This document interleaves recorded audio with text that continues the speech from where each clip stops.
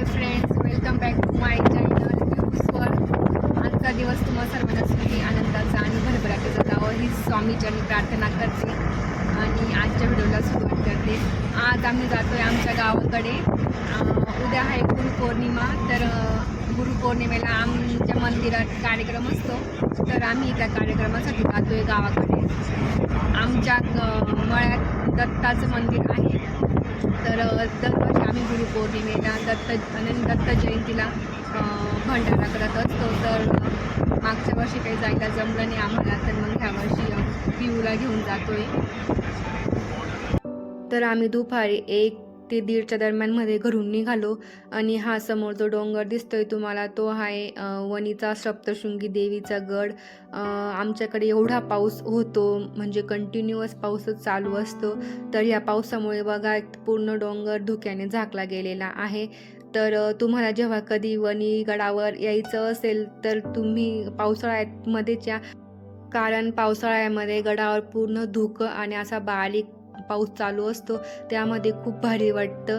आणि पावसाळ्यात गडावर जास्त गर्दी पण नाही राहत. आणि सप्तशृंगी गड हा हिल स्टेशन असल्यामुळे तिथे सतत पाऊस चालू असतं, सतत धुकं असतं, खूप भारी वाटतं. आम्ही दर पावसाळ्यामध्ये गडावर पावसात एक चक्कर तर नक्कीच मारतो, कारण की खूप भारी वाटतं, खूप भारी. तिथून असं बाहेरचं दृश्य बघायला खूप छान वाटतं. तर इथून चालू होतोय हा नांदुरीपासून ते वणीपर्यंतचा घाट. जवळजवळ 4-5 किलोमीटरचा घाट आहे हा. या घाटामध्ये पण खूप भारी वाटतं. जर तुम्हाला कधी सप्तशृंगी गडावर यायचं असेल तर तुम्ही पावसाळ्यामध्ये नक्कीच एक वेळेस या, तुम्हाला खूप भारी वाटेल. इकडे आम्ही जिथे राहतो तिथे पूर्ण शेतकरी फक्त पावसाळ्यामध्ये भाताचंच पीक लावता. बघा इथे सर्वीकडे कसा भात लावलेला आहे. हा आजचा दुसरा दिवस आहे. आज आहे गुरुपौर्णिमा. आज आमच्या मंदिरामध्ये भंडारा पण आहे आणि आम्हाला मांड्यांचा नैवेद्य पण दाखवायचा होता. काहींकडे यांना मांडे म्हणता आणि आमच्याकडे यांना पुरणाच्या किंवा खापराच्या पोळ्या म्हणता. हे जे तुम्ही माझ्या शेजारी चुलीवर जे बघताय त्याला खापर म्हणता, तर आम्ही याला खापरीच्याच पोळ्या म्हणतो.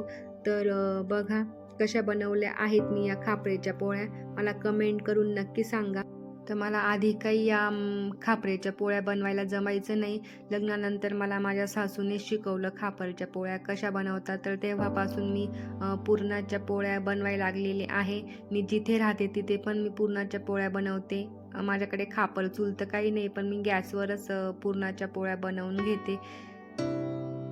तर सर्व आवरल्यानंतर आम्ही आमच्या तयाऱ्या करून घेतल्या आणि बघा हे नैवेद्याचं ताट पण वाढून घेतलेलं आहे. हे आहे आमचं दत्ताचं मंदिर. कसं वाटलं मला कमेंट करून नक्की सांगा. बघा रविवारी गुरुपौर्णिमा होती, तर आम्ही गावाकडे जाण्यासाठी शनिवारीच निघालो. आर्यन स्कूलवरून आला, त्याच्यानंतर आम्ही निघालो. जाताना मला सप्तशृंगी गडावर खूप छान वातावरण वाटलं, तर तिथून मी छोट्या क्लिप्स पण काढून घेतल्या तुमच्यासोबत शेअर करण्यासाठी. त्या मी तुमच्यासोबत शेअर केलेल्याच आहेत. त्या तुम्ही सर्वांनी याच्या पहिले बघितलेल्याच असतील. तर पावसाळ्यामध्ये सप्तशृंगी गडावर खूपच छान वातावरण असतं. पूर्ण धुकं असतं आणि रिमझिम पाऊस सतत चालत असतो. तर तुम्हाला कधी जर यायचं असेल सप्तशृंगी गडावर तर पावसाळ्यात या, कारण पावसाळ्यामध्ये खूप भारी वातावरण असतं.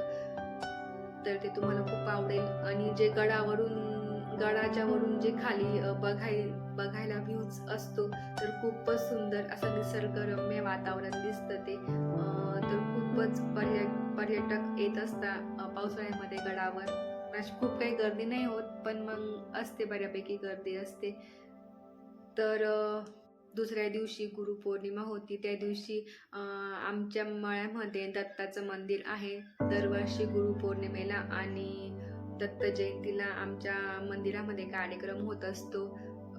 तर मागच्या वर्षी थोडासा काही प्रॉब्लेम, म्हणजे पिहूच्या वेळेस मला प्रेग्नेन्सी होती, त्याच्यामुळे आम्हाला काही जमलं नाही जायला.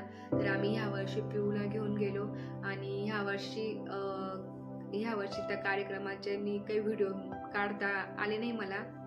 तर मला कार्यक्रमाचे काही व्हिडिओ काढता आले नाही. तर मी ती व्हिडिओ काही टाकलेलीच नाही आहे. फक्त मी दत्त महाराजांचा जो व्हिडिओ काढलेला आहे तोच व्हिडिओ टाकलेला आहे. तर आमच्या मंदिरामध्ये त्रिमुखी दत्ताचं स्थापना केलेली आहे. तर तुम्हाला ती त्रिमुखी दत्त तुम्हाला कसा वाटला मला कमेंट करून नक्की सांगा.